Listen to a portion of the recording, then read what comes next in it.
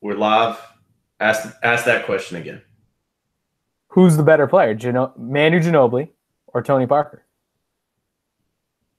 I mean, I'm going Manu, to be honest. But I think he's so crucial, and he's unlike anything that we ever saw, where he decided to, come off the bench and decided that that was his best role, and he's lethal from it. I love Manu Ginobili, and I was having some water cooler talk today at work with a guy, and we just came to the conclusion that there is no more unexciting lock of a Hall of Famer in sports than Tony Parker. Tony Parker has 4 NBA championships, and in my mind, the most exciting thing he's ever done was marry and then divorce Eva Longoria. So, cheat on her, dude. He cheated on her. Yeah, no, it's not just leaving Eva Longoria. It's how he did it, and that's beside the point. Who's a better player? Manu. Now, I mean, that gets into a whole nother conversation of who's the best player to leave the Spurs in the last 3 years. That's Duncan. Obviously, Duncan, career-wise, but I mean, peak for peak. I mean, we haven't seen Kawhi. There's some great players who did great.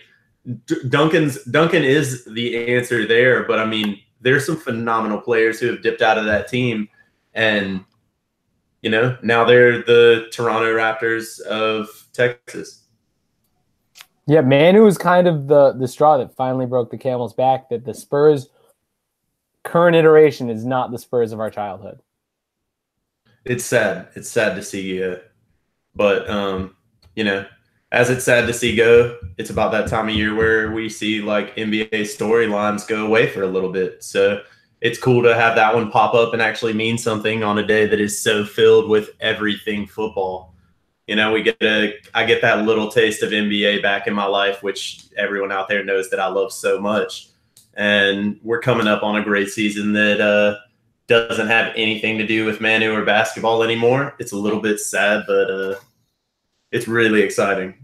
Football's back. Football. We're here. Yeah, so okay. We got a lot going on tonight. I think that's pretty fair to say. Me, Mosley, and Mac, we play in this fantasy league, and it is semi-serious. Is it fair to describe it that way, Mac?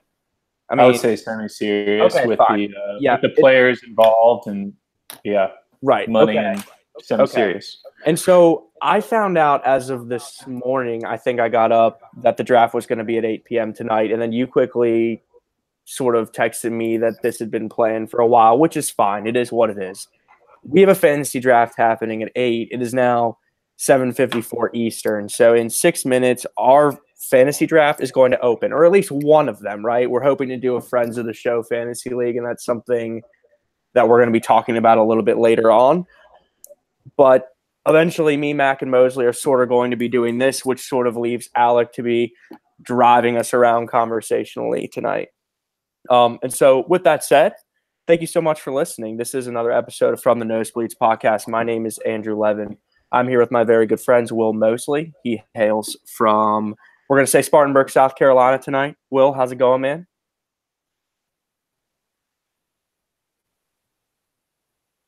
I can't hear Will. Can you guys hear Will? I cannot hear Will. Okay, so you can't hear him, but now you can. What was going on there, dude? Not really sure. Not sure.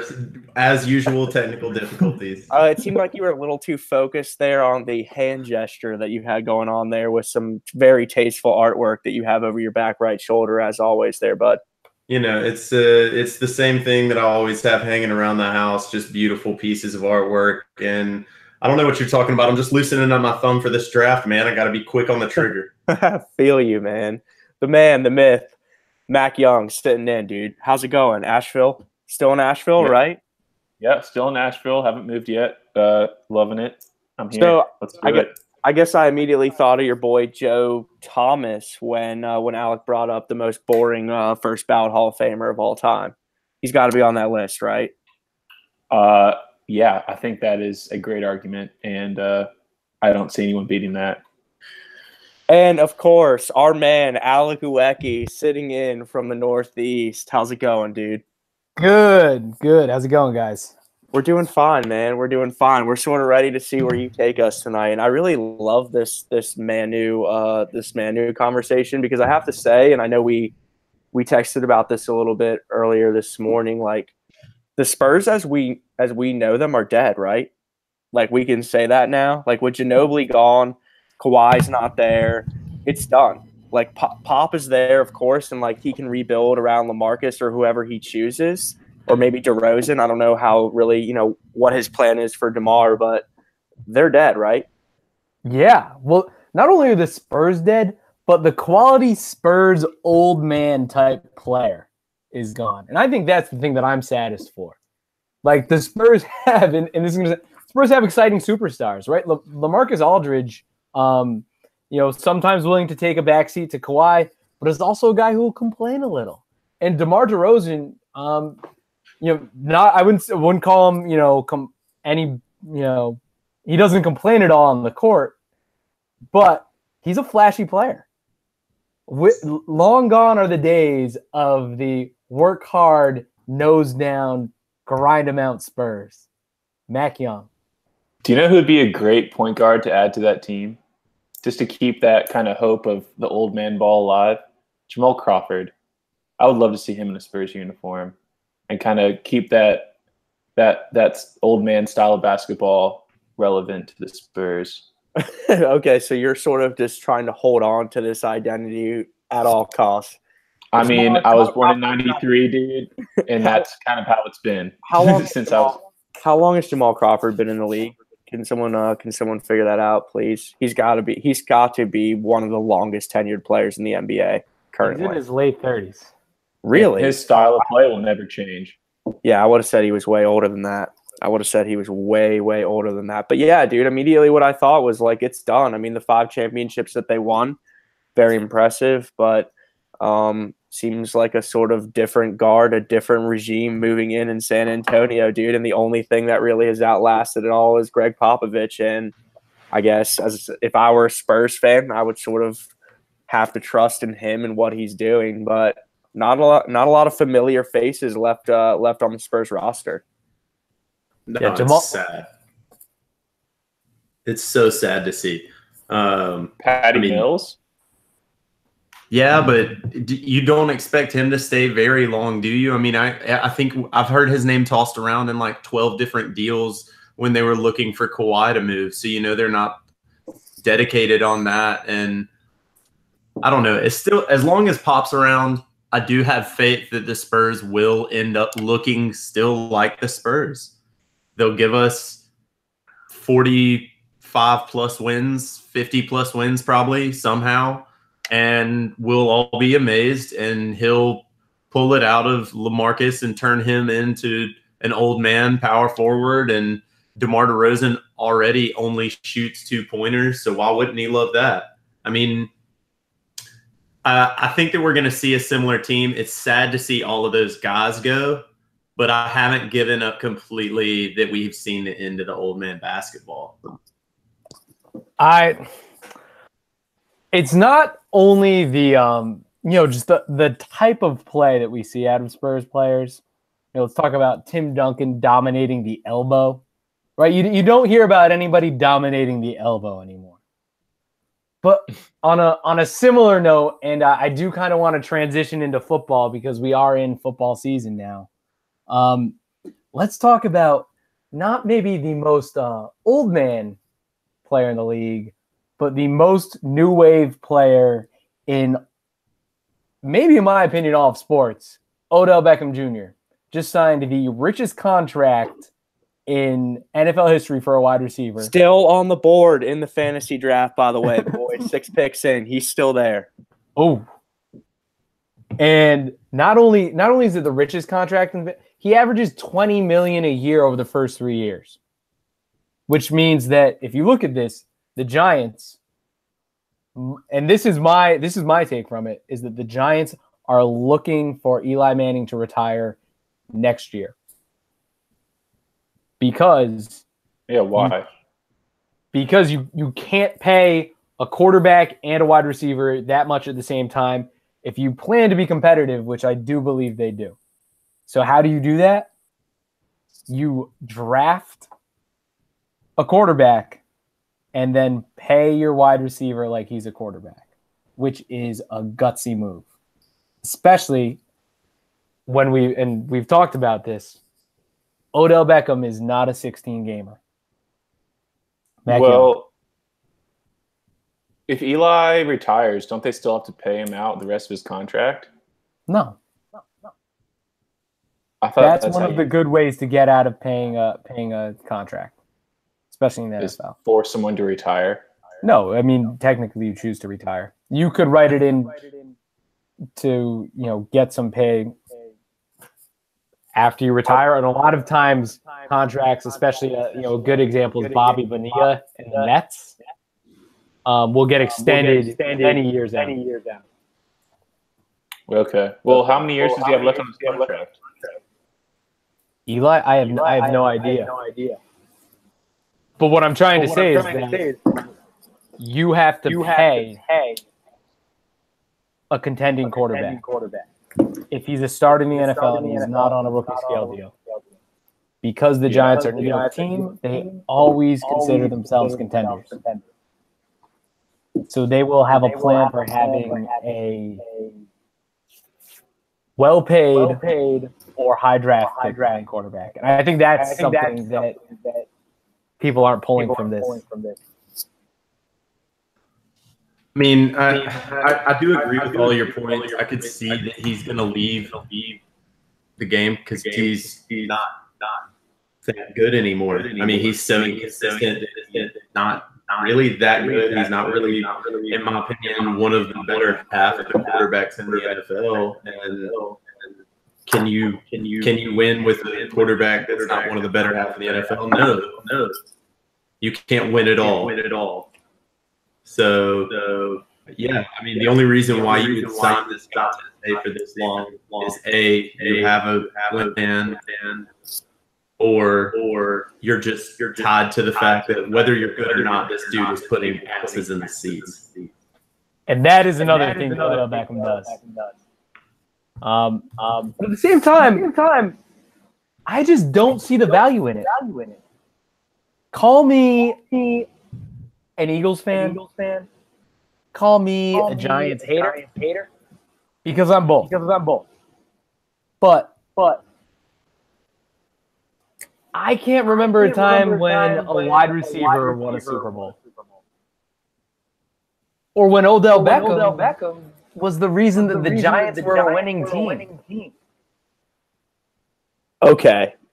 As someone who just drafted Odell Beckham in a fantasy draft, it's beginning to seem possibly like a little bit of a mistake if you're someone who sort of agrees with everything that Alec Kubecki is saying. But the fact remains, dude, that this dude has put up ridiculous numbers in the times that he has been on the field. And I understand that there have been times where he has been hurt. And that's something that, he's got to certainly stay on the field. And I get that, man. But he's now gotten paid, man. And Odell Beckham strikes me as the type of person who is now going to go out and just do work because he's got his money. And so I expect big things from him, regardless if the Giants are good or not. And I know we're not sort of here to debate who's going to have a good fantasy year or whatever, but I still think it's worth noting that, dude, I mean, he's missed a lot of games. And he has still been a top 3 receiver in every significant statistical category. And so that's something that you have to respect, and something that is absolutely significant, right? I mean, he's a great player, and I understand that Eli Manning isn't what he used to be, but I mean, he's the type of receiver that sort of you can get the ball in his hands, like he's going to do big things. And I will say that I do think that Odell is electric enough that he's the type of quarterback who can, or sorry, the type of receiver, my bad, who can buoy a quarterback who might not be actually elite. I think the other nice part about Odell on this side of things is that he's always acted like, or at least in my mind, he's always acted like he's been compensated like a $20 million a year player. So I don't foresee him having this complacency drop off that you might see from other guys. I agree. I mean, I agree with that entirely. I mean, I think in a lot of ways, again, and this is the thing always too, man, is I'm not the biggest football guy on the podcast, so it's sort of hard for me to sound super educated about it. But the Giants' offense is built around him, right? Is that fair to say? I mean, I understand what you're saying, that teams don't win because of wide receivers, but you can have a great offense built around a wide receiver. I mean, look at the Patriots with Randy Moss. And I'm not saying that Odell Beckham is Randy Moss, but he is a spectacular talent, no doubt. I think that's true. Once again, though, so Randy Moss, right? His 2007 year is the most dominant year in the position's history, coupled with maybe the greatest quarterback of all time and definitely the best offense of all time. And that team still lost in the Super Bowl. And I understand that they, won 17 consecutive games, and Super Bowl is a crap shot because it's one game anyways. I just think that, it's not necessarily the hitch that or the post that I'd tie my horse to, if that makes any sense.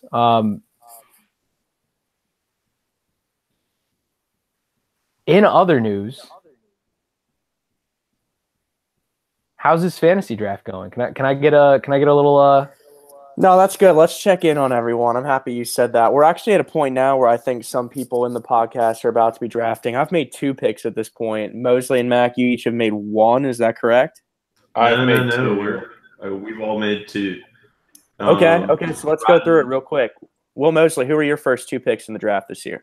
My first 2 picks in the drafts, I got Julio Jones and Melvin Gordon because Max sneaked Aaron Rodgers out from under me at the last second. You took a quarterback that early? Mac, come on, dude. No. Mac, that's a cardinal sin, bro. I understand he's great, but come on. He's got no one to throw to. He's going to be lodging footballs in no-name. He's just going to be throwing footballs at people's helmets this year, dude. Trying to lodge the footballs in people's face masks.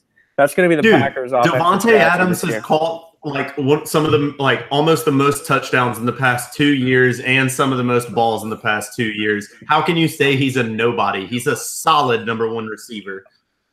Oh, okay. Wow. That's the hottest take of the day. I'm not saying he's phenomenal. He's not obviously the wide receivers we've talked about so far today with Julio and, that first tier of receivers, Hopkins, all of those guys. But he's not a bad receiver. He's not a no-name. I think he is a good receiver. I do think that Jimmy Graham is probably the premier red zone weapon on that offense now that he's on the team. But I do think Devontae Graham is a good receiver. Or Devontae Adams, sorry about that. Mac, who have you drafted? Yeah, no, so I picked Aaron Rodgers, which I loved. I didn't even have to. Will did all my talking for me. And then Michael Thomas. Okay. Be careful about Michael Thomas, man. That's a player that I've had for 2 years now. I know you're an Ohio State guy, so that's a sexy pick for you. That's something that we got to get into later also, man. I've sort of got something on the whole Ohio State situation, but that's sort of separate and apart from what we're talking about now. A solid combination, man. I sort of agree a little bit more with Will Mosley's strategy, just in terms of taking that really solid number 1 receiver, number 1 running back combination. I think always a really balanced way to start. I'm definitely not the type of guy that would ever take a quarterback in the first 2 rounds. Nothing against Aaron Rodgers. I'll probably be the same guy who will be making some ridiculous trade offer to Mac Young later in the season to acquire Aaron Rodgers. But still, can't say that I would ever try to get a quarterback that early in the draft, man. It worked out for me 2 years ago when I had Tom Brady and Aaron Rodgers. And that's fair. I took last place last year, so I think that's worth noting also. I'm not the greatest person, probably. Well, here's the thing, okay? And this is something that I really want to get into also. So let's get into it now. Fantasy is random, right? You guys agree with that? Like what we're doing right now, it's sort of meaningless. You agree with that, right? There's a sense of randomness to it. I think that 100%. Really? See, Yeah. I would pose the idea that because injuries are so prevalent in football, you have to kind of plan for the fact that at least one of the guys you guys draft today is going to get injured. One of the players you count on. We're back on the injuries. However, if you draft well enough and you stockpile enough assets, I think that if you're an active player and if you're on the waiver wire, you can acquire assets that will allow you to make trades that will benefit you down later in the season. And I do think you can kind of count on the fact that if you draft 2 quarterbacks, one is probably going to be with you for the rest of the season. Right, you can probably count on the fact that half your players you draft today will have good seasons and will be with you for the rest of the season. So these elite picks are probably, the most important picks of the draft. I mean, I see your point, but I don't think that means that it's not still a random game. It's like, yeah, there's some skill to understanding and paying attention to the minutia and understanding what players may earn more points than other players and are valued at what points in the season, and you can be better or worse at it. But Andrew, how much research and paying attention did you do last year to take home last place? It's a great question. It's something that I want to get into, and I mean to make fun of myself, but I think what I'm talking about here is there's a point in it. And this is what I would tell you, Alec. Last year, I spent more time preparing for a fantasy draft than I ever have. And I'm not someone who ever did that before, okay? But I'm not lying to you. I spent a good amount of time doing mock drafts, trying to set up the absolute perfect draft. And to a certain extent, I got the players that I wanted to. I got the guys that I planned for, okay? And I took last place. What I'm telling you is that I know people who have been on auto draft, been on auto substitute the entire season, and won leagues. It happens. It absolutely happens. And so this year, I'm sitting in this draft room right now with virtually no preparation at all, other than the fact that I'm an ESPN insider member or whatever. And so I have access to some of the cheat sheets that other people who can go on ESPN.com publish. Yeah, well, mostly with this thing. Yeah. Exactly. That's really the only thing that I have, and it's the only thing that I'm using this year. And I'm not saying that that's a better recipe for success. All I'm saying is that it matters not. Like the preparation, it doesn't matter, dude. It's almost entirely random in every way. Oh, I plan to prove you guys wrong when we start up our league. Fine, and maybe you will, man, but please at least admit that you said it yourself, dude. At least one of the guys that we are expecting to produce all year is going to get hurt. That's fundamentally random, right? Oh, yeah, no, totally. I just think that it does. I think a good draft can set you up for the rest of the season, and I think that there are ways to draft well. On my end, what I think I was trying to get to when I say these higher picks are the ones that matter most is that I think a lot of people make the mistake of focusing in on sleeper picks and dark horses, and they're trying to get a guy in the 7th round who's going to be their number 1 player. I think a lot of people drafted Kareem Hunt or Alvin Kamara. That was my big pick last year that I got lucky on. I'm not going to lie, I got lucky on. I liked watching him play at Tennessee. I liked that he played with Drew Brees. So I went for him. But I think that people try to find these diamond in the roughs and then end up with James Conner on their team for, 6 weeks last year because they think that he's going to take all of Le'Veon Bell's goal line carries for some reason. James Conner sounds like the real life name of a Marvel superhero. James Conner is a real life Marvel superhero. He is a superhero. Beat Cancer is an amazing guy. In every interview I've ever seen, I draft him just because he's a good person, not because I'm the guy who thought he was going to get Le'Veon Bell's touches. Of course, I am both those people. Put it up on the poll, please. Is James Conner the real life name of a Marvel superhero? Yes or no? Brilliant question by you, Sir Will Mosley. Absolutely. So just while we're on the subject, though, my first 2 picks are Odell Beckham Jr., the aforementioned, and then Kareem Hunt, also just brought up there. So, again, just a solid wide receiver running back combination there. Fair to say, though, the draft is moving at snail's pace right now. People definitely taking their time here. So I'm sort of interested to see how my theory works, man. I spent a lot of time on fantasy last year, very little time on fantasy this year. So it will certainly be interesting to see if I can get more than 2 wins this year. I think I had 2 last year in that league. And again, I played in a couple other leagues and did way better. And it's just to my point, man. All 4 of us know sports really well. And all 4 of us could take first or last in any fantasy league. It is that random. That is true. And I think that, well, so this is something that I love to pose to you guys. Is fantasy football gambling? No. Okay.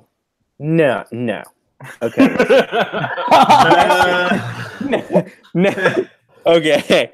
The short answer is no. Andrew cracks his knuckles. Okay, listen. Yes, people play for money, but it's not. You're not playing against odds. There's no odds. It's just random, dude. That's to my point. Like, it's a good question to ask, and it's part of the conversation that we're having. But so that's where the random aspect of it comes in. I feel like you're contradicting yourself a little bit here, Andrew, at least on my end of things, because you are saying that to an extent you do leave your fantasy football season up to choice. And I, as a person who avidly plays daily fantasy when the season comes around, would say that does feel to me a little bit like gambling. But I don't feel like a fantasy league style play is gambling because there's skill going into it, but then you have this random aspect. I mean, yeah. I'm sorry. That it's not gambling, and I understand the feel, but Andrew, I mean, you can speak more on like definitions of the subject of what is and what isn't, but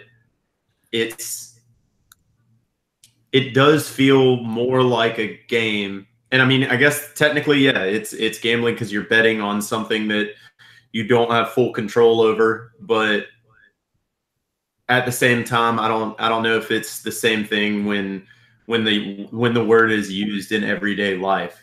You know what I mean? Gambling with an educated guess. Yeah, there we go. Yeah. I have so much that I want to say here, but I'm really sorry. I'm just up next in this draft, and we're at a point where I haven't prepared at all, so I don't know any of the players that are on the board at this point. Well, so I'm actually you got a minute and a half. Last 2 rounds. Yeah, I gotta go. Okay, so you guys talk. I got 100 seconds to figure this out. Sounds good. Well, while Andrew takes 100 seconds to take Jay Ajayi, Mac, how do you feel on the whole question that Alec posted here? That it's gambling. I don't know. I don't know. I'm not much of a gambler, so I can't have that knuckle cracking like moment that Andrew had, because as Andrew's realized, I mean, when we went to the Cherokee together, I'm not much of a gambler, and hey, so that never happened. I don't know what are you talking about? Hold on. That's not. Wait, you're talking about a different Andrew. Right? No, yeah, exactly. Andrew Smith. Good friend Andrew Smith. Well, yeah, so I'm not much of a gambler, so it could be. Oh, wait, I'm out. Timeout. Next person. I would say this. A human being that I've never actually heard of. Oh, who is this? His name is Jerick McKinnon, and he allegedly plays running back for a team in the NFL. I believe the San Francisco 49ers. Jerick McKinnon, good two-way back, right? He catches the ball. Oh, that's good. I know that. He catches the ball. That's great to hear. He does catch the ball.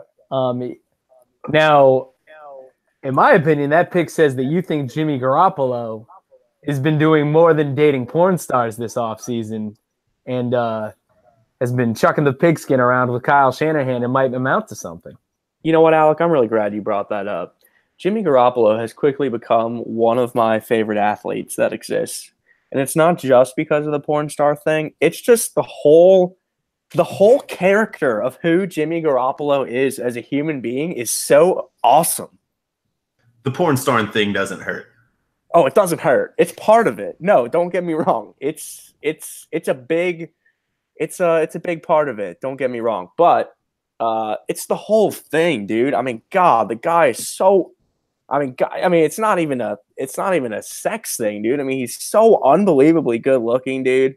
He plays quarterback in a city that's so expensive that most people can't live in it because they're not beautiful and rich enough. I mean, the whole thing is just perfect. It's just perfect, man. Jimmy Garoppolo is one of my favorite athletes right now.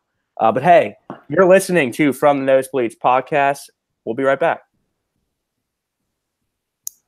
All right. God, I'm up in 2 picks. I'm glad I didn't miss that. All right, so let's get through these next picks here, and then we get another long break, and we can head back into it. Fuck, I don't know what to do right here.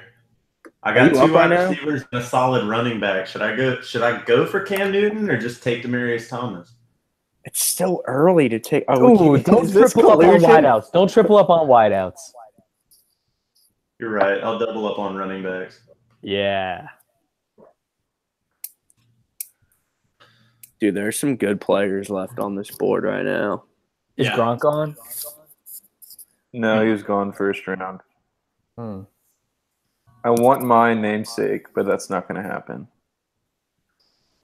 Who's your namesake? Josh Gordon. My name is Kush Gordon. I'm next, dude. God, No, I'm so behind. That's a Marvel superhero name for today's times, Mac. They revived the Flash Gordon comic. If they revive the Flash Gordon comics as Kush Gordon, that would be great. Oh God. Okay. He's a superhero. I have no. Okay. You should take Chris Hogan. hey, Yes. hell of a lacrosse player. If this were a college lacrosse fantasy league, you'd take him first. Can we play one of those? I don't think you would. I played that before. I used to play in high school. Yeah, so did I. That's really good. It was those Delaware kids, dude. Those Delaware kids would always rack up the points. Delaware and Stony Brook. That is such like Chris Hogan. I feel like you can't talk about him without saying he played college lacrosse. Like, that is every time he catches a pass. Chris Hogan. At least if you follow lacrosse, like feeds and stuff. God Almighty! I have no idea what the fuck to do right now. Oh, see, this is what I mean. It's just random. I got two guys. It's Juju or it's Jarvis, and I have no. It doesn't matter, right? Like, just take one of them. I'm gonna take one, dude. Ben Roethlisberger, the better quarterback at this point. Take whichever one's bye matches up with your other receiver better.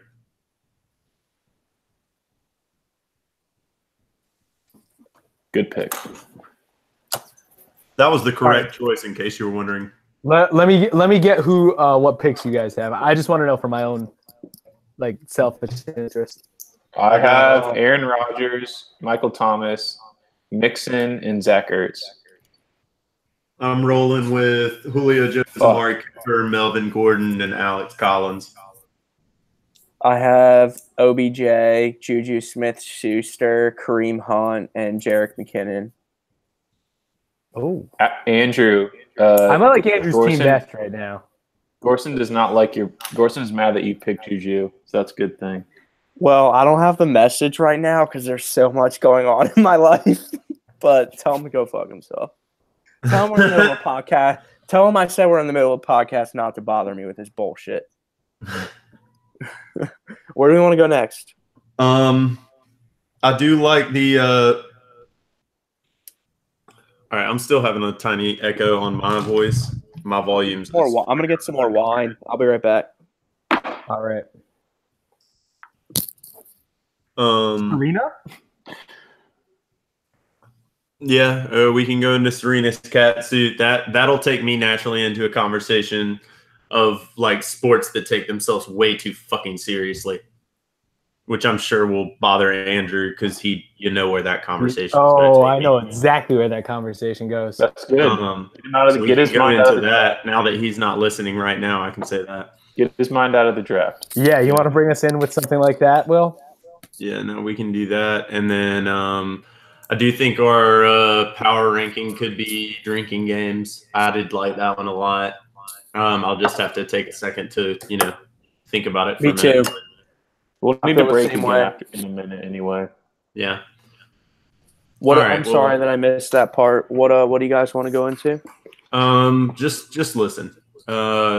Okay. Yeah, I'll just Alec or Matt, y'all can bring us into the what happened with Serena, and then I can answer. Let me. Do you guys mind if I bring us in the show sort of traditionally, and then I'll just. Oh go yeah, into you, no, we Alec? need to do that. Do your thing. Okay. What's going on, everyone? My name is Andrew Levin. Thank you so much for listening to our podcast. This is another episode of From the Nosebleed Sports Podcast. I'm here with my very good friends, Mac Young, Will Mosley, Alec Uwecki. Please go to Twitter and hit us up because we have one at _the Nosebleeds.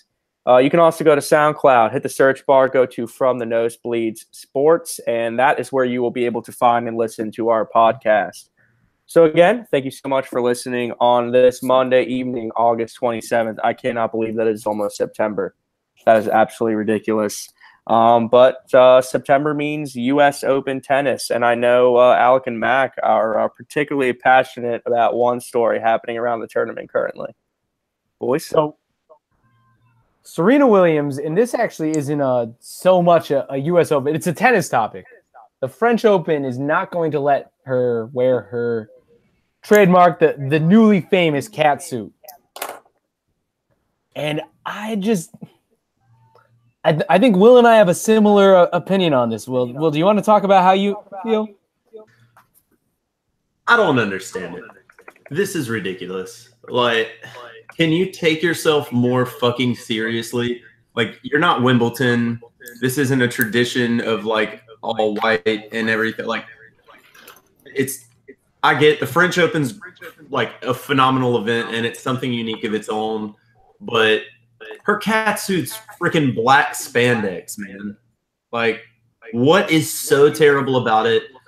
I'm so annoyed when sports take themselves too seriously. It drives me up a wall. It is so dumb. Like, what? There was actually a quote from the guy who banned it that said she has to respect the game. She has to respect the fucking game? Like, what was she disrespecting, man? She has all black spandex on. How is she, quote, disrespecting the game and not having respect for the game by wearing all black, like, spandex? That doesn't make any sense. You sound like fucking Jim Nantz being like, come on, Phil, what about the kids? When he just hits a ball that's rolling. Like, talk about what about the kids? Takes itself too seriously, Andrew. Hey, I don't know what you're talking about taking anything too seriously, bro. As he holds up a glass trophy from a tournament. I mean, listen, dude. Golf is not a sport that takes itself too seriously.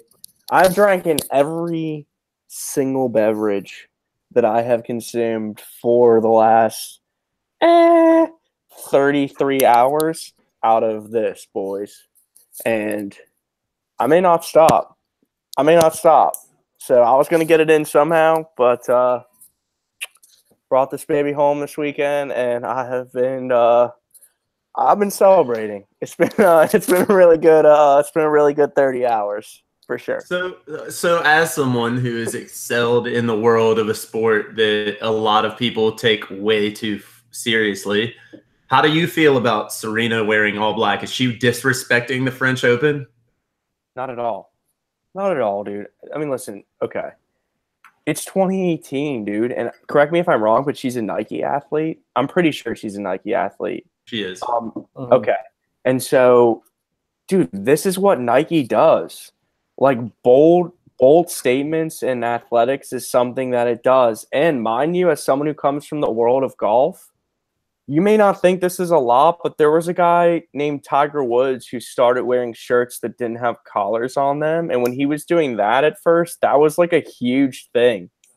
And now it's not at all. Just like this whole catsuit thing probably won't be in several years. But I think it's ridiculous, man. She's the best player in the game. She's the only reason that people come out to watch, quite frankly, right? I think that's fair to say. And I hate that. I hate that that's a fact, but it is. And so let her wear what she wants to wear, man. She's the most powerful woman in the sport, and she can wear whatever she wants. I just feel like, and if I'm guessing you all have seen like what the suit looks like it's pretty tight, compressive suit that's like long.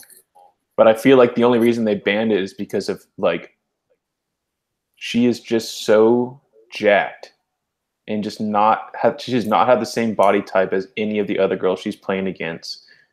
So I just feel like that is definitely plays into a factor of like why they decided to get rid of it. Yeah, I'm interested to hear you explain your way out of this one, Mac. I mean, it's not explaining your way out. I'm just interested in. Well, I just think like what's wrong with that? No, because I think that it like creates like a sex appeal, and I don't think tennis wants that.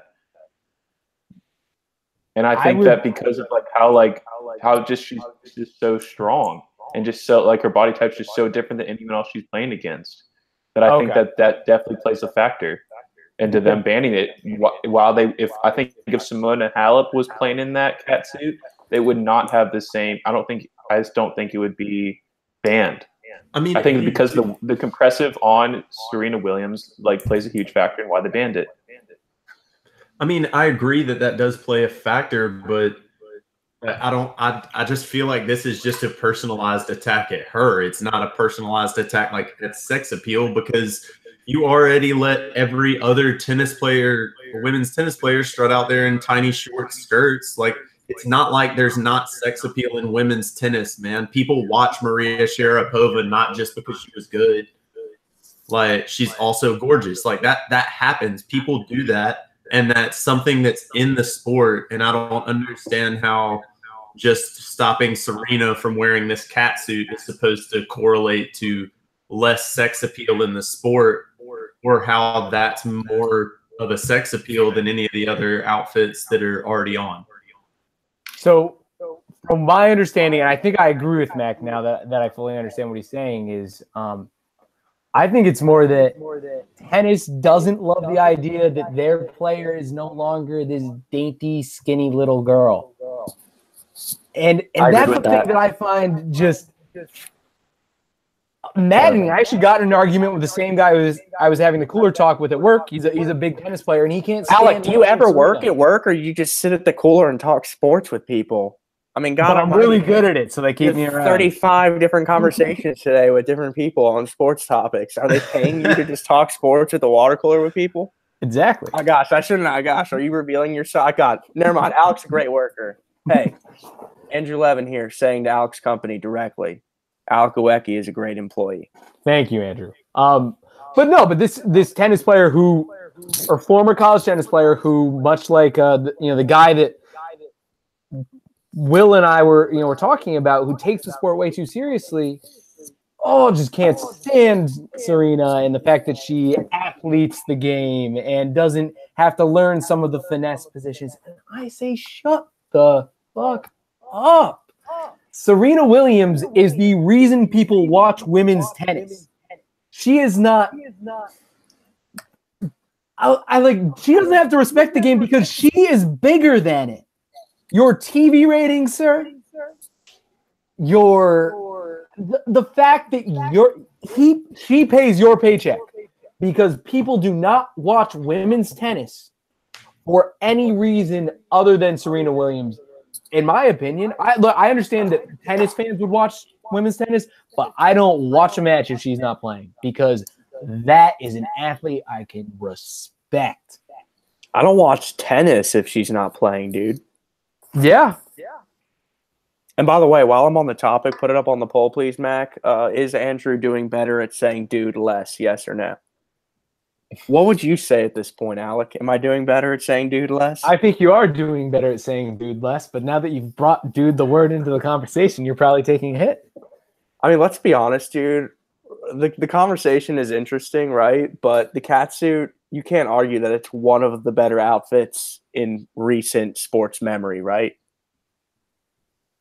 It's that awesome. I can think of.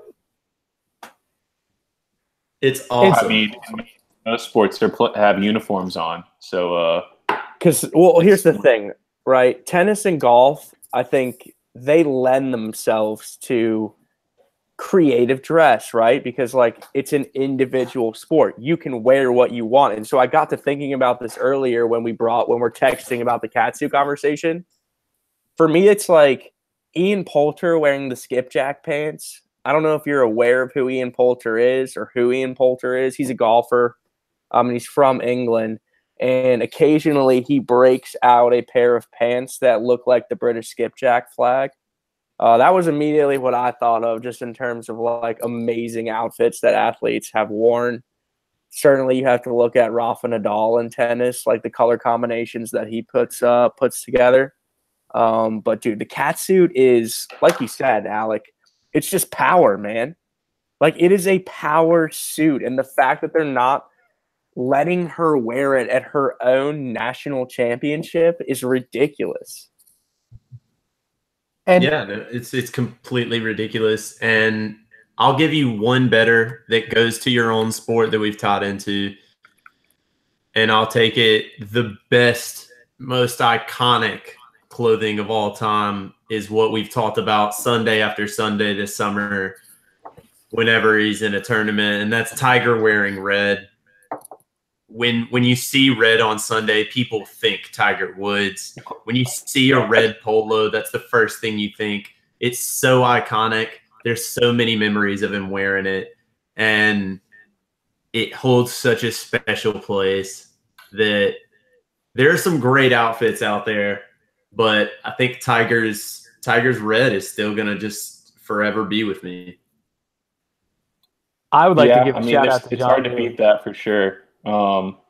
As far as staying on tennis, I wasn't thinking so much outfits, but as much more hairdo. And I was thinking back to Johnny Mack with his long hair and his curly locks he had going on, just coming into the headband. And then another great one was when Andy Roddick rocked the backwards visor, and it was upside down. And then he would spike his hair in the front, and I'm pretty sure he had frosted tips. Those are two. That's an iconic look. I feel like, yeah, like no one's done that. Iconic look. Yeah, That is straight from the all-time great. 90s, early 2000s. Andy Roddick with the backwards, upside down visor and spiked hair. So for me, when I think of golf outfits, I think of John Daly and spectacular big guy pants. Oh, yeah. I mean, particularly now, right?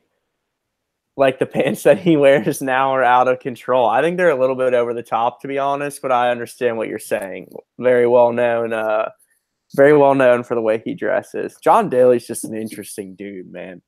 I mean, talk about just things you could Google and just fall down the hole reading stories about. John Daly's got to be one of those people. Well, didn't one time John Daly come in third it was one of the majors. He won 720,000 and he lost it all by the end of the week or something like that. Oh, God, it doesn't surprise me at all, man. I mean, there's a story about him getting in a fight with an ex-wife.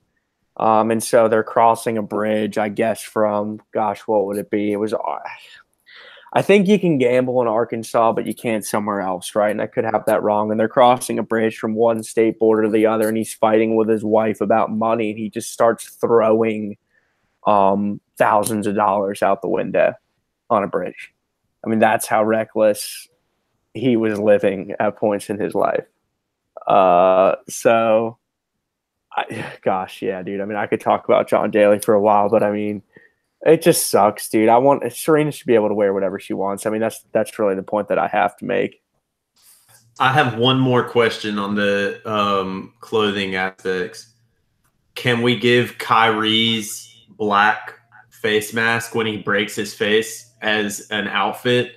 Because that is electric. Every time he breaks that out, his handles, for some reason, get 10 times better. I like it, but isn't Rip Hamilton? Rip Hamilton is the icon of the. Oh, absolutely. Mask. So I think he's 100%. co-opting a little bit. See, but is that I didn't think of that as an outfit. I thought that Rip Hamilton that's a part of his face. That is all. Rip Hamilton's head falls apart without that plastic guard over his face. Have you ever seen a picture of him without it? Because I don't know if I have. Not. No, I think he wore it in Yukon too. But what is original is Serena's catsuit, and that is definitive. And what is original is this podcast from the Nosebleeds. Keep it right here. We'll be right back. Okay, that was solid. Yeah, and I'm glad we're in the break. Okay, just to be clear, guys, because we're coming up with some more picks here. We're in a one quarterback, 2 running back, 2 wide receiver, flex tight end league. Oh, that would have been something good to know before you drafted. Is that true? Yes, we are. That's what we've been in the past. So that's kind of hoping on. That's what we're drafting now. 2 receivers, 2 running backs, tight end, flex, kicker, defense. Yep. Okay, and 1 quarterback, Will Mosley. Mm-hmm. Did I draft Drew Brees too early, or was that a good pick?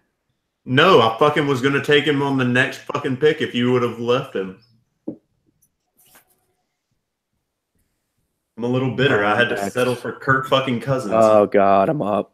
I'm up right now. Fuck. Okay. Mac, who'd you pick since we last Marvin spoke? Jones and Carlos Hyde. Oh, those aren't bad picks.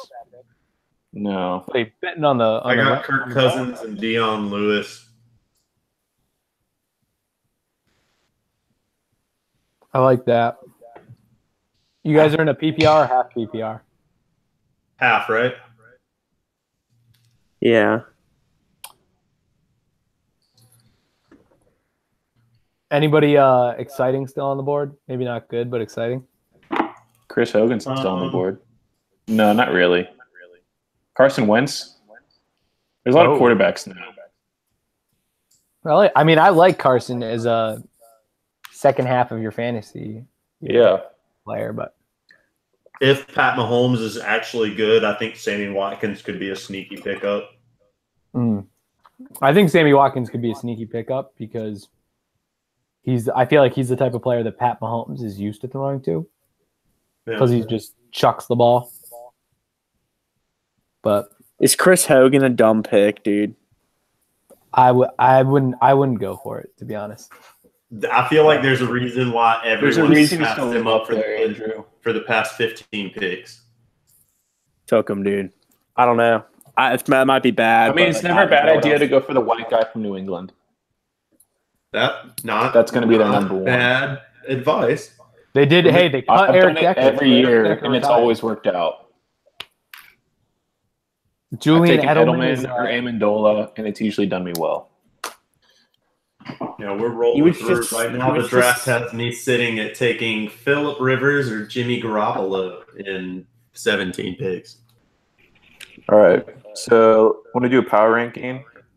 Yeah, let me give me a second to look up. Yeah, you're gonna have. If I go last, I'll have 5. I just have to. Let's sit for a sec. We're good. We're fine on time. Let's take a 2-minute break here. Very good show so far, by the way, guys. So let's keep it up. Okay. I think the very beginning. Will Mosley clearly keeping up the good work. Well, you gave me my compliment. So you're done now. I have you can sort of just you're okay. Is that a victory cigar halfway through the draft? That's definitely not a. That's a victory cigar. Yep, that's exactly what that is, Alec. You're right. Oh God, I wish we could do those PTI things where we occasionally break into what we're talking about at the break. Because that would have been such a good one there. I'll be right back. What was I going to say? Oh, I've got a Yankees take for sure. I like it. Yankees of. I mean, I think everybody knows what the Yankees of drinking games is. Yeah. What? I don't know. Oh, I'll say it. I'll say it on the break. I'll go with my because it's going to be my number 1. Dang. Let me give me a second. I gotta type. Yeah,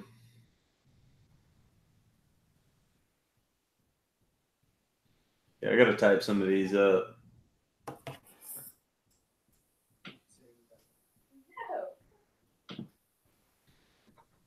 I'm very intrigued to see Mac. Do we all just play all the same drinking games? For the most part, there were some that we played at Wheaton that I played less of down south. Like what, like hockey? Yeah. That's Oh, that's up there for me. That is God. I love hockey. Yeah, that's Probably one of my that's near and dear. favorites. Not going to say why. I mean, I don't want to get into it too much, but I love because so many people can play at once. Mm-hmm. And like everyone's involved during the whole time. Yeah.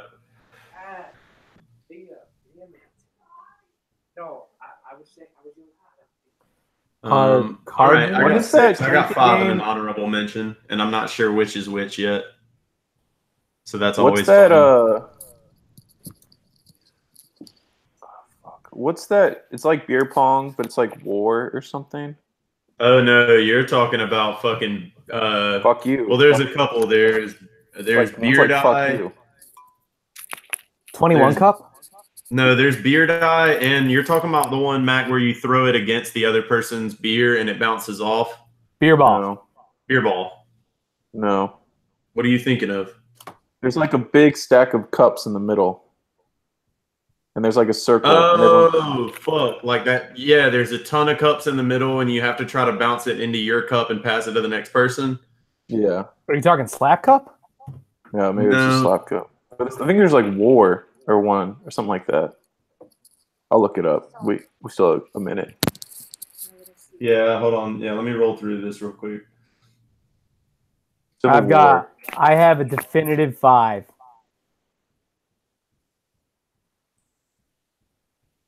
Then there was that one that's like beer pong, and you just like there's no turns. You're shooting the whole time. 21 cup probably. Do you have partners Yeah. across from you? Yeah. And you can knock them out, and then Wait, 21 cup. what are you talking about? Civil War, I think. I don't know if I've ever played that. Oh God, one just popped into my fucking head that definitely makes it. All right, I got 5. Yep. Um, I have 5. Okay. Can I go last? Yeah. Do Yeah. you want us to do? We'll do a 5-1 rundown. hey, hold on. We don't have to do this. This is just an idea that popped into my head. Since we're doing a draft and we're doing a already right now, what do y'all think about snake drafting them and then stealing games from other people? That way you have to get your game. So we'll go first. I'll draft first. I get my game. Mac, Andrew, Alec, Andrew, Mac. I don't know if I can name 25 drinking games. We could limit it to 4. No, I'm so also I've got okay with 5 games I like. So it just popped in my head. And Let's see. I've got one thing that I'm going to say that I think would cut, at least in my mind, cut that number down significantly.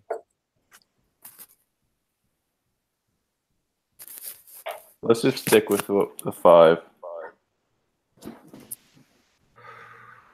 All right, but I think we need to get back into shows somewhat soon.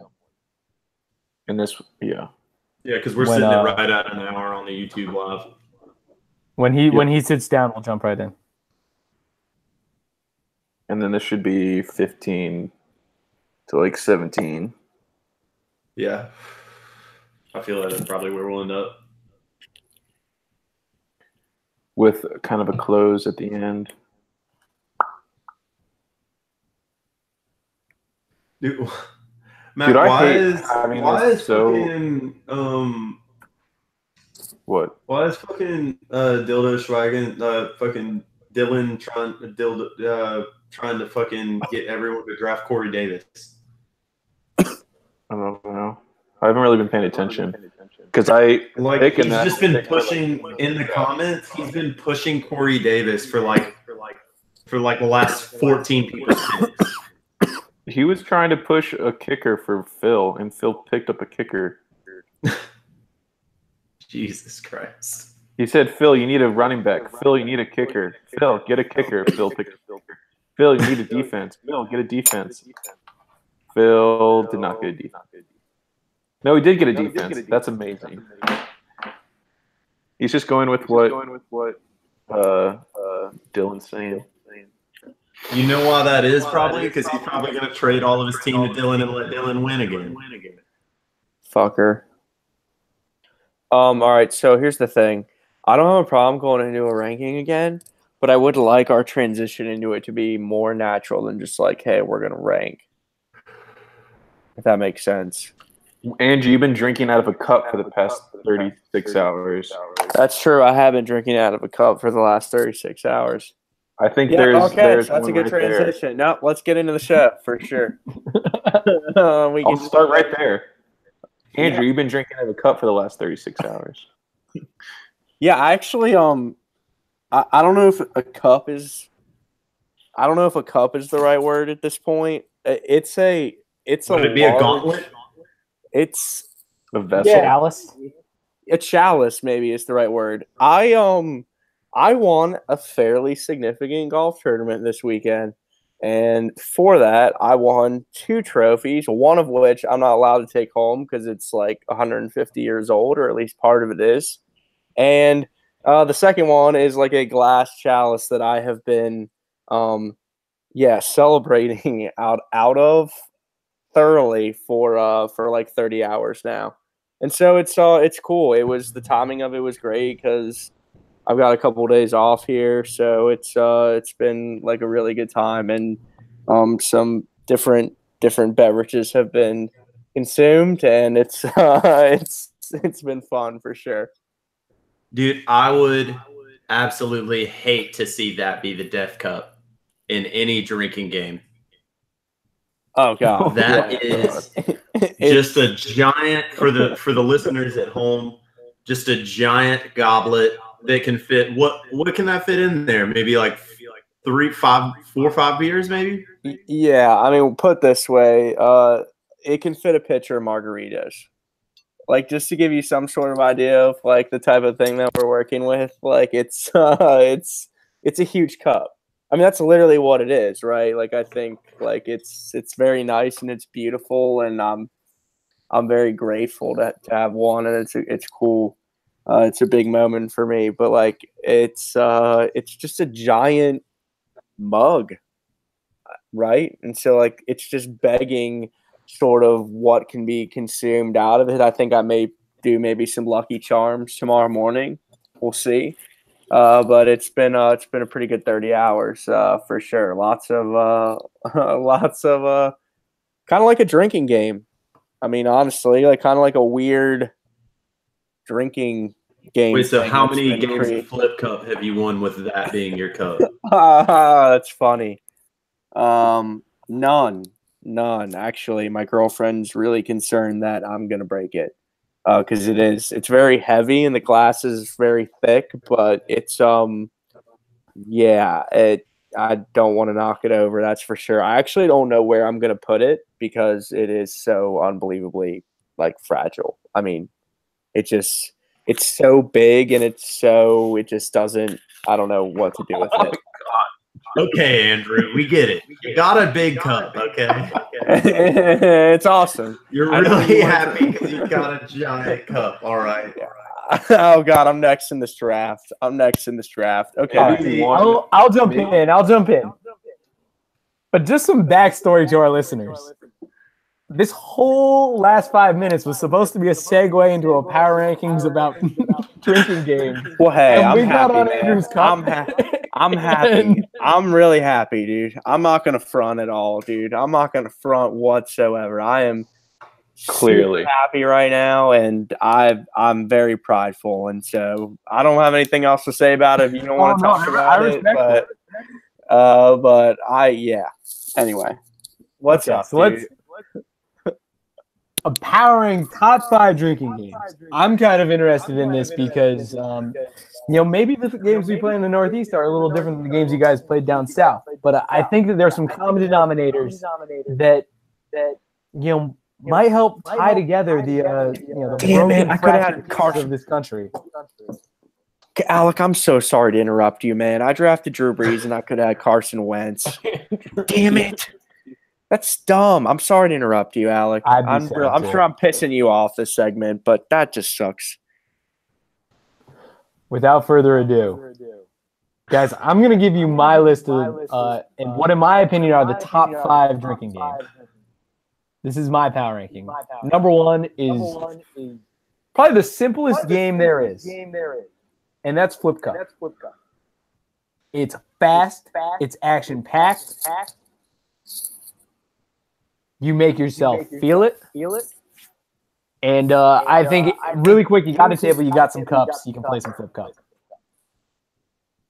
Number 4 is beer ball. Oh shit! It's my turn. Now, for those of you who haven't played beer ball before, Oh my god! beer ball is teams of 2, table, beer cans on each corner of said table. Now each team takes turns throwing ping pong balls at the beer ball, or sorry, at the beer can. Once you hit it, you flip over your can, you drink it. The first team to finish their beers wins. We'll go through this quickly. Number 3, and this is near and dear to my heart, is hockey. Now, if you guys haven't played hockey, I'm not going to explain it because I realize I don't have the time to do that. It's awesome. Hockey is an amazing game. It's a great calm game. You don't have to get too up for hockey. You can sit around, play with your friends. You can play with 10 people. You got a circle table. You can play with 20. But hockey is an amazing game. Number 2, Slap Cup. Slap Cup is high intensity. Once again, easy to play. You get to make people feel bad. You can mess somebody up. You can get somebody super drunk in Slap Cup. Number 1, the Yankees of drinking games. Thousands of iterations. People have different names for it. People play it different ways. But there is one game that will probably be your first drinking game, and God, I hope it's your last, and that's beer pong. Everybody loves some good beer pong. Yes, you have a solid list there. There's nothing super wrong. Most of the time when you try to give lists, you usually have something just incredibly wrong on there. And so I'm surprised you don't stand out with anything outlandish this time. I'm gonna take it a little different way for you, and take it a little more towards card games, I think, because my number 5 is gonna be Ride the Bus. Oh, high school days. That is the first game that got whipped out when Andrew's already talked about. You grab a can of like a case of Bud Light with your friends, and you sit in your parents' basement and you play a little Ride the Bus. And when you get tired of Ride the Bus, you move on to King's Cup, which is a natural progression, which is my number 4. It's always fun, that beer cracking at the sound of slipping a card under the can, and just the sigh of sheer anxiety relief from the group is incredible. Number 3, I'm going to go with hockey. It's a great game. It's a classic. It's fun. You get to bloody your knuckles every now and then a little bit by getting a quarter flung into them, which is always a good time. Number 2, I'm going to go with your classic beer pong. Wait. Okay, hold on. You think that it is always a good time to bleed at a party? At a socially fun occasion, that's something that you enjoy? You don't When mind I'm playing hockey, every now and then, seeing a knuckle split open, it means it's a fun game. And if you're drinking enough, come on, it's just a little cut on your hand. It's all good. Like I said, though, number 2, we're going to go with beer pong. It's a classic. It's everywhere. Everyone knows how I like my versatility. And it's a great game that is played all over the place. And then finally, my number 1 game, which is going to throw you boys for a loop, and it might make me look some type of way. Edward 40 Hands. Is that a game? Of all games. Is that a game? Is that a lifestyle? Okay. All right. Let's say it's a lifestyle. And we're going to go with Charlie McDennis as my number 1 best drinking game of all time. Yes. Shout out to all absolutely. you Always Sunny listeners out there. Charlie McDennis, the game of games. It's the greatest drinking game of all time. Try it. It'll put you 6 feet under. Probably so. I agree. That's actually a really, really good entry. Mac, do you have a top 5 list as well? I do. And it's a little similar to what's already been said, but I think I have one that hasn't been mentioned yet. So my number 5 is Flip Cup, staple at all parties, all college parties. Might not start the night with it, but it's going to be in there at some point. Then I go into Slap Cup, another one, great game. Usually played at a party. As Alec mentioned, it's a great way to get kind of zone in on one person and just fuck them up. And then for my next two, I kind of went with the more just casual games. I don't even know if you really call this a game. I guess you call it a game. A good power hour with a 90s soundtrack. Okay. We'll be playing some Chell, playing some NBA, FIFA, and just have Little John shot in between every like minute and a half to 2 minutes during that 90s power hour on YouTube. And that's a good way to get the night started. And then another great way to get the night started, as Alec also mentioned, is hockey, which is probably my favorite pregame game. Doesn't matter. You can have as many people as you want playing the game. Just a fun game. And then, of course, the Yankees, as Alex said, beer pong. Love every variation of it. I get hyped about it. It's a fun one. All right, Andrew, what you got? I mean, there's so many good entries there, and going last is always hard because two of mine or a couple of mine were already taken. I had Power Hour in there. Okay, I didn't really have the ability to rank them. I'm sorry, guys. I'm super disoriented right now because I got this draft thing going on. I had Power Hour in there. I had Charlie McDennis, but then I also had Charlie McDennis 2 Electric Boogaloo. Shout out again to all you Always Sunny fans. I think Charlie McDennis is such a great game too because it combines so many of the great games. Guys, I'm really sorry. I'm so disoriented. Mac, you're going to have to do some editing here. I had a list here and I can't find it because I have so many papers laid out. Not because of all the drinks out of the chalice. No.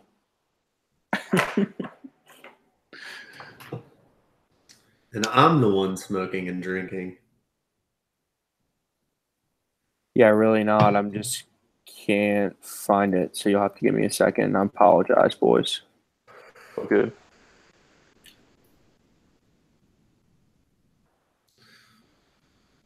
I was trying to, Mac, what else is in the beer Olympics?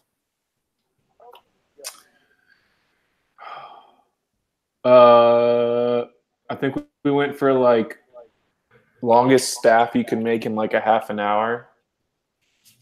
Beer pong. Case race. Yeah, case race.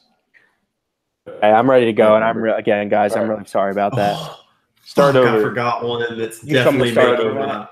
God Okay. damn it! Yeah, that'd be If great if you Edinburgh start doesn't over. have this one, it is a beautiful fucking honorable mention. Yeah. Okay. Say Andrew. Well, say his, we'll and we'll see. do honorable mentions. Okay, here we go. Okay, so yeah, I have a list as well, and it's kind of always hard to go last because you guys do such a solid job with these top 5 things. I'm an Always Sunny guy as well. So I would put Charlie McDennis in there too. It's like both of those episodes, a couple of my favorite in the series, so it would have to be on there. I mean, Alec, obviously, Flip Cup, right? Like one of the greatest drinking games ever made. I know we played it all the time in college, so a super fun one. Okay, so here's where we get into some of the ones that I feel like you guys didn't mention, and that first one would be quarters, right? Like that's one that I played all the time in high school. I know Will Mosley was talking about ones that he played in high school, dude. We used to just try to one-up each other all night for hours on end trying to do crazier things with quarters being put into beer. So that was something that we always used to do. Black or Red, is that a drinking game that you guys are familiar with? Up the river, down the river. But yeah. Yeah, it's I play it. It's in Up the River, Down the River. Right. Okay, cool. And so my last one would be another card game. And this is one that I really love. And that I always wanted to play in college, but that no one would ever play with me. And that is Pyramid. Have you guys ever played Pyramid before? No. Explain. Okay. So Pyramid is a drinking game where you are pretty much building a house of cards while simultaneously drinking. And so, as you can imagine, knocking over the pyramid is punishment for yourself, but there are various incentives as you work up. And so, really, like we used to play in high school and we would build the most insane card houses. Wow. Gosh, I got to stop saying high school, right? We were of age and we were playing this game, and it was a very fun time enjoyed by all.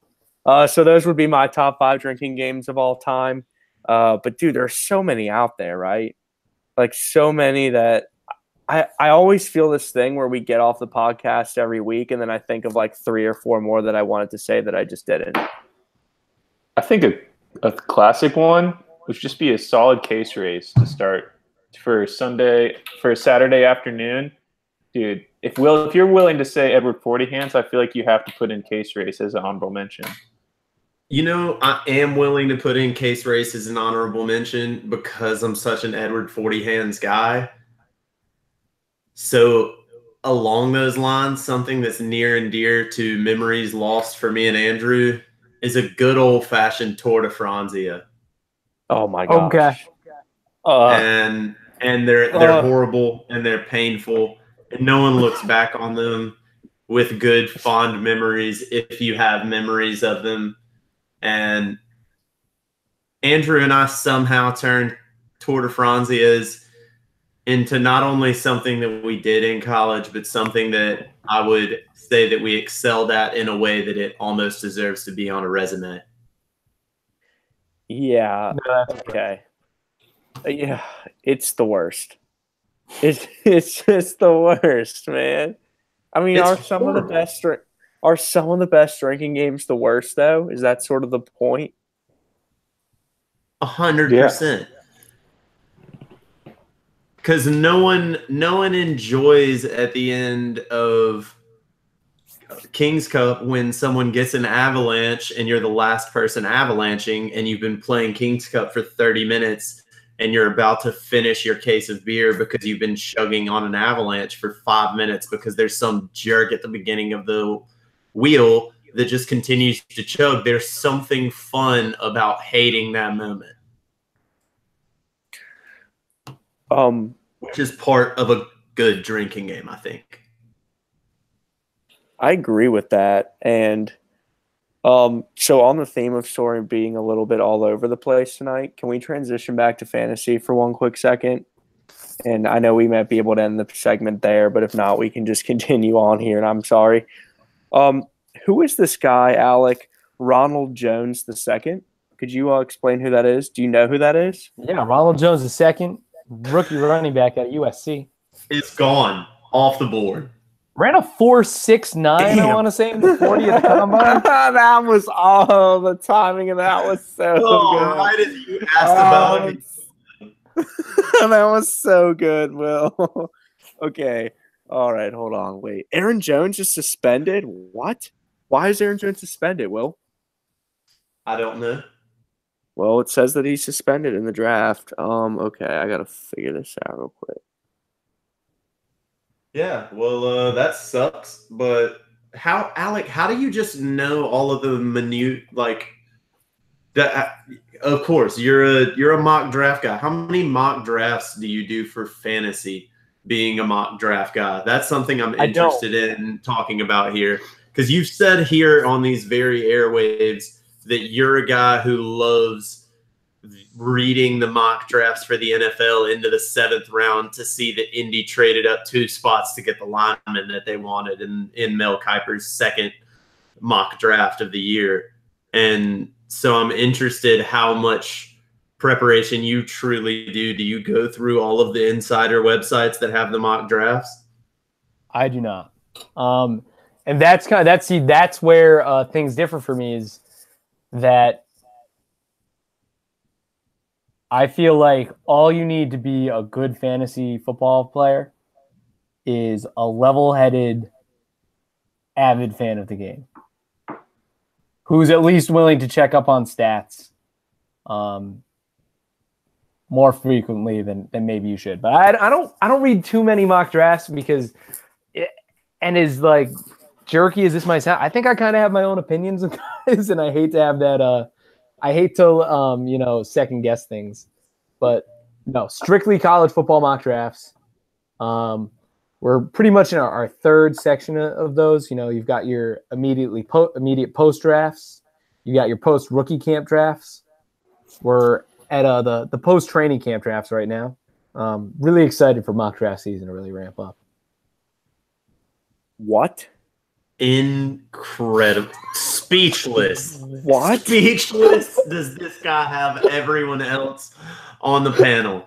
Just you. What? I want to throw you out. Totally right kidding now. around. I know you're Okay. kidding around, but dude, what? That's Also, Ronald Jones ran a 4.65, so I was off by 0.04 of a second, but pretty close. yeah, super impressive that you would be able to get his 40 time down that close, I would say. Yeah, well, didn't run as fast as I expected him to, especially after reading all those mock drafts. Can't believe it. Can't believe it. Well, dude, this draft is really winding up here as we begin to wind up another episode here from the Nosebleeds podcast. Will Mosley, how do you feel about your team at this point? I think y'all letting me back in the league might have been a mistake that y'all are gonna regret. So you feel confident? We're taking home the ship, and I know that based on absolutely nothing because fantasy football is random. Fair enough. Fair enough. Mac, how do you feel about your team? Okay. About the same I do every year, which is meh until about halfway through the season when I figure out how everyone's dialing up. It's tough to gauge. It's so random, like we've commented on. How about you, Andrew? I feel okay. I mean, again, every time I do one of these fantasy drafts, I leave it feeling like my team is really, really good and that I'm going to do well. And I felt that way last year after the draft, and I took last place. So, yeah, I think the point is sort of that the whole thing is random. I mean, really.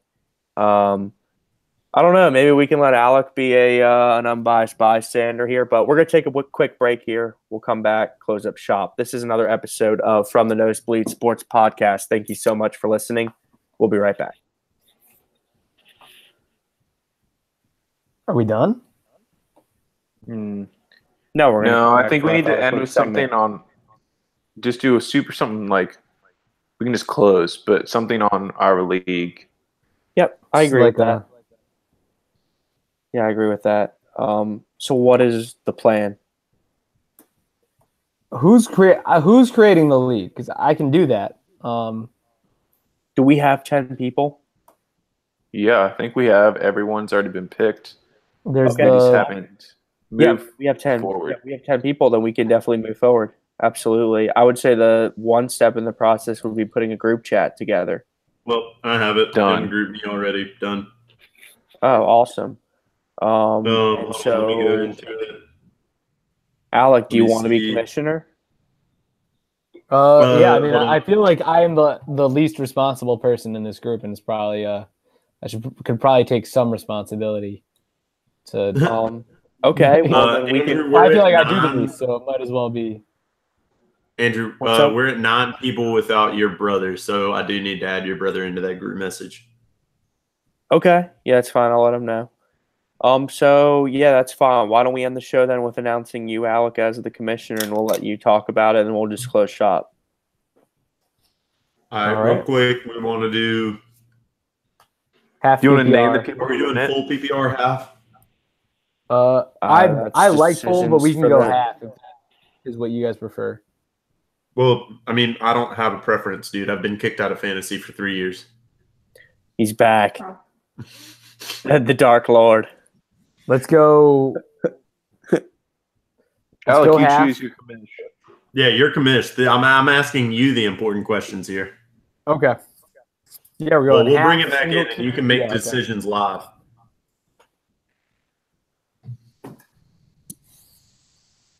Okay, sorry, boys. Get myself set here for this next pick. All right. So we'll do a traditional bring back, and then we're going to go to Alec, and then we're going to close. Yeah, we got to close soon for your time. Okay. I'll get through this quick. Hey, everyone. Thank you so much for listening. This is another episode of From the Nosebleed Sports Podcast. My name is Andrew Levin. I'm here with my very good buddies, Mac Young, Will Mosley, and our good friend, Alec Uwecki. Thank you so much for listening this evening. You can hit us up on Twitter, as always, at _the Nosebleeds. And please give us a listen and subscribe on SoundCloud. Go to the search bar, hit From the Nosebleed Sports, and you will be able to listen to this episode as well as all the episodes that we have posted thus far. So, like we've been talking about all night, it is fantasy football season, and we had a draft tonight, but we also have a very important fantasy draft coming up soon. So, without further ado, I'm going to turn it over to our friends of the show, Fantasy League Commissioner, Mr. Alec Uwecki. Alec? As the original friend of the show, I accepted my own nomination for Fantasy League Commissioner. I'm going to lay out some ground rules here, guys. Very quickly, we're going half PPR, and the layout of the league is going to be, I want to keep it standard. We're going to go single QB, 2 running backs, 2 receivers, a flex, a tight end, a kicker, and a defense. And if it works for everybody, I'd like to do the draft next Monday. So, yeah, during the show, again, maybe another fantasy draft show sort of setup, possibly. Yes. I'm not against it. Okay, awesome. So, something for the listeners to look out for sure. But, again, this has been another episode of From the Nosebleed Sports Podcast. Those of you who hit us up about the Friends of the Show Fantasy League, please be on the lookout for a group message coming to you soon. For myself, Mac Young, Will Mosley, Alec Uwecki, thank you so much for listening this week. We will catch you again next week. See you then. Love you guys. My bad. I was going to say, I was waiting for it. Man. And yeah, I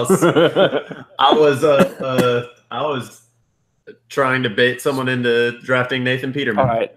Hold on, Alec. I want to get your Smoking that victory cigar. Alec, as an honest bystander, this is my team. All right? Just give me your honest opinion. Drew Brees is my quarterback. Mm-hmm. My receivers are Chris Hogan, OBJ, Juju, and Cooper Kupp. My running backs are Tariq Cohen, Kareem Hunt, Jerick McKinnon, and Isaiah Crowell. And my tight end is Kyle Rudolph. I think that's pretty good. Do you have a defense or a kicker? Will. No, not yet. Okay. Yeah, I think that's Why? fine. It's all like everything in fantasy, right? Like that sounds like a good team, but it's all like within the scope YouTube of Live.